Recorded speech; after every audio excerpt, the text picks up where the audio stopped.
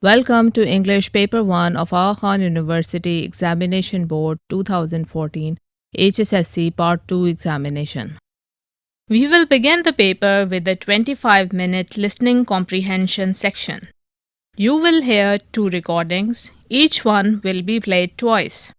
On each recording, you will answer questions printed on your Paper 1 booklet. Listen carefully to the first recording, then open Paper 1 booklet and read the questions. You will have 2 minutes reading time. The recording will then be replayed.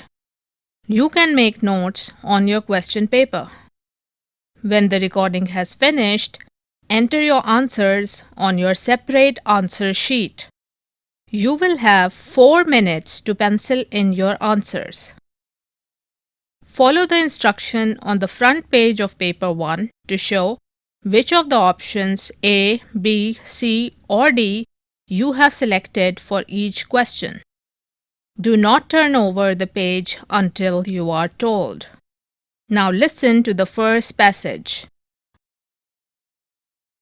Kite flying. It is difficult to say exactly when and how Lahore emerged as the principal center of kite flying in the world. The very mention of kite awakens in me memories of my childhood, transporting me to those distant yet familiar surroundings of the walled city of Lahore. Basant marked the end of the kite flying season, which began in November with the onset of the cold weather. Made of colored paper and fine bamboo, our kites were as attractive as huge butterflies and almost as light. There were master craftsmen in Lahore who specialized in making different varieties of kites. I can still recall the names of famous kite makers: Pahalwan, Rato, and Khushia. Rato was the best known amongst them during the 1930s. He ran his business from his small house in Mohalla Mughliyan in Sutar Mandi Bazaar. He was a frail looking man, 5 feet tall, active and wiry, with a brown skin, regular features, and small, beady eyes. Clean shaven and sporting a tiny mustache, he always wore a circular dark brown cap. Ever smiling, he would often dole out instructions to his clients on the art of kite fighting. Making a good kite is an art.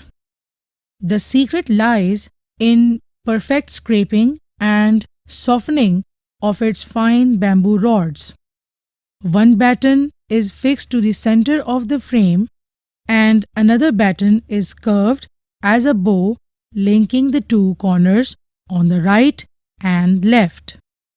In those days, a large variety of colored paper of different thicknesses and qualities was imported from England. The construction of patang is a complicated task. Rato, the master kite maker, had perfected the art of cutting and scraping bamboo battens.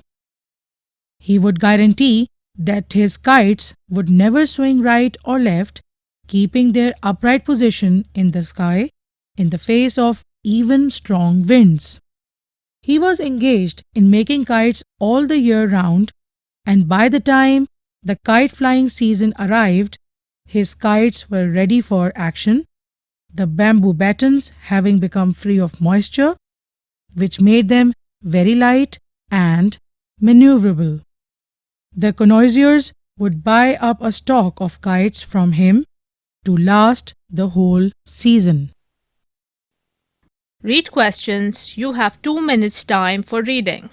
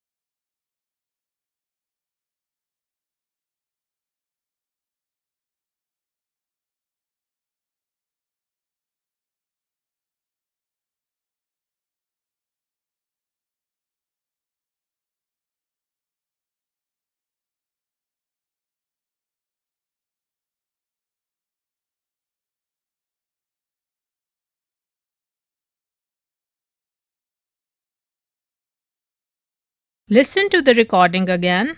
Please do not mark the answers yet. Kite flying.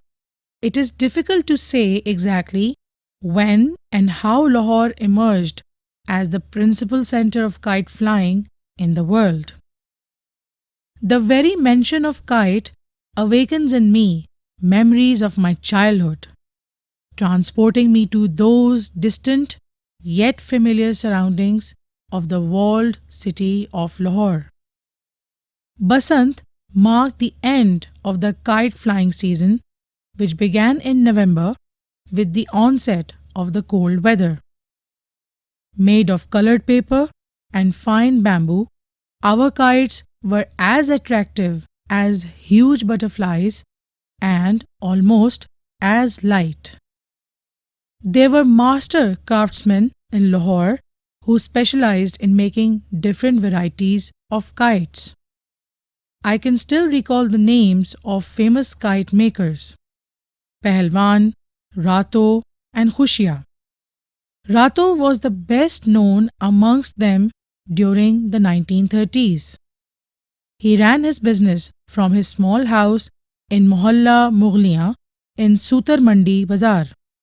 He was a frail looking man, 5 feet tall, active and wiry, with a brown skin, regular features, and small, beady eyes. Clean shaven and sporting a tiny mustache, he always wore a circular dark brown cap. Ever smiling, he would often dole out instructions to his clients on the art of kite fighting. Making a good kite is an art. The secret lies in perfect scraping and softening of its fine bamboo rods. One batten is fixed to the center of the frame, and another batten is curved as a bow linking the two corners on the right and left. In those days, a large variety of colored paper of different thicknesses and qualities was imported from England. The construction of patang is a complicated task. Rato, the master kite maker, had perfected the art of cutting and scraping bamboo battens. He would guarantee that his kites would never swing right or left, keeping their upright position in the sky in the face of even strong winds. He was engaged in making kites all the year round, and by the time the kite flying season arrived, his kites were ready for action, the bamboo battens having become free of moisture, which made them very light and maneuverable. The connoisseurs would buy up a stock of kites from him to last the whole season. Now record the answers to the questions in the multiple choice answer sheet. You will have 4 minutes time.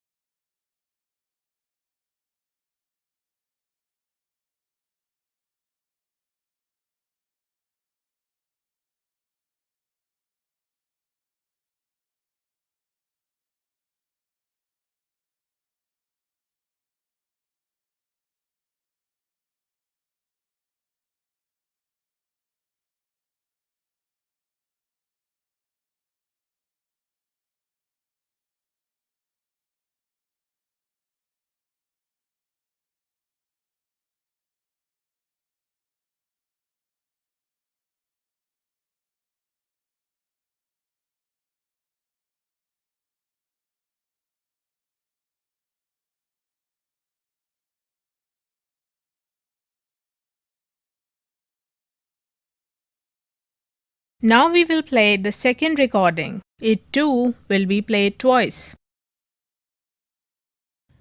Ibn Battuta. Renowned for his travels throughout the Islamic world and beyond, Ibn Battuta is believed to have covered over 75,000 miles in his journeys, which is 3 times the distance of Marco Polo's journeys. Battuta recounted his travels, dictated from memory, for one of the principal secretaries of the Sultan of Morocco. Battuta's narrative includes accounts of places, persons, societies, customs, and ceremonies he encountered, and provides a rare chronicle of Islamic life during the 14th century. All that is known about Ibn Battuta's life comes from the autobiographical information included in the account of his travels. Ibn Battuta was born into a family of Islamic legal scholars in Tangier, Morocco, on 25th February 1304 during the reign of the Marinid dynasty. He claimed descent from the Berber tribe known as the Lavata. In June 1325, at the age of 21, Ibn Battuta set off from his hometown on a Hajj, or pilgrimage, to Mecca, a journey that would take 16 months. He would not see Morocco again for 24 years. Ibn Battuta often experienced culture shock in regions he visited where the local customs of recently converted people did not fit in with his Orthodox Muslim background. Among the Turks and Mongols, he was astonished at the way women behaved, remarking that on seeing a Turkish couple and noting the woman's freedom of speech, he had assumed that the man was the woman's servant, when he was in fact her husband. After returning home from his travels in 1354, and at the instigation of the ruler of Morocco, Abu Inan Faris, Ibn Battuta dictated an account of his journeys to Ibn Juzay, a scholar whom he had previously met in Granada. The account is the only source for Ibn Battuta's adventures, which unfolds the mysterious lands, untold adventures, and a view of the world. Now read questions. You will have 2 minutes time. Do not turn over the page until you are told.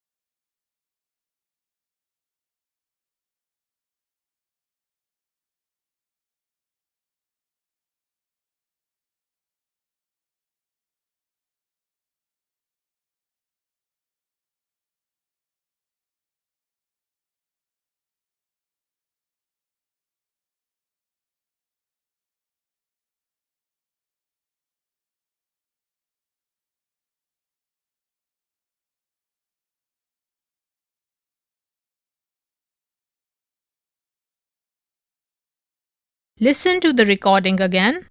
Please do not mark the answers yet. Ibn Battuta. Renowned for his travels throughout the Islamic world and beyond, Ibn Battuta is believed to have covered over 75,000 miles in his journeys, which is 3 times the distance of Marco Polo's journeys. Battuta recounted his travels dictated from memory for one of the principal secretaries of the Sultan of Morocco. Battuta's narrative includes accounts of places, persons, societies, customs, and ceremonies he encountered, and provides a rare chronicle of Islamic life during the 14th century. All that is known about Ibn Battuta's life comes from the autobiographical information included in the account of his travels. Ibn Battuta was born into a family of Islamic legal scholars in Tangier, Morocco, on 25th February 1304 during the reign of the Marinid dynasty. He claimed descent from the Berber tribe known as the Lavata. In June 1325, at the age of 21, Ibn Battuta set off from his hometown on a Hajj, or pilgrimage, to Mecca, a journey that would take 16 months.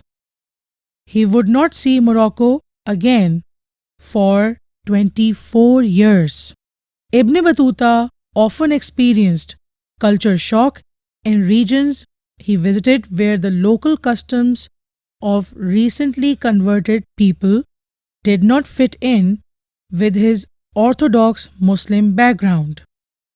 Among the Turks and Mongols, he was astonished at the way women behaved, remarking that on seeing a Turkish couple and noting the woman's freedom of speech, he had assumed that the man was the woman's servant, when he was in fact her husband. After returning home from his travels in 1354, and at the instigation of the ruler of Morocco, Abu Inan Faris, Ibn Battuta dictated an account of his journeys to Ibn Juzay, a scholar whom he had previously met in Granada. The account is the only source for Ibn Battuta's adventures, which unfolds the mysterious lands, untold adventures, and a view of the world. Now record the answers to the questions in the multiple choice answer sheet. You will have 4 minutes to pencil in your answers.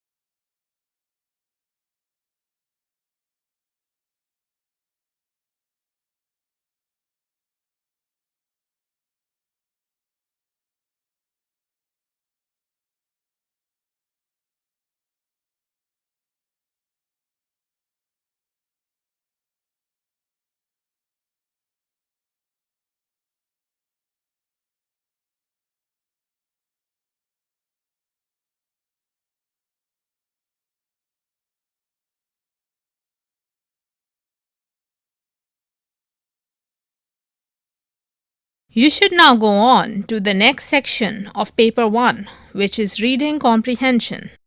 You will have 25 minutes for that section. Thank you and good luck.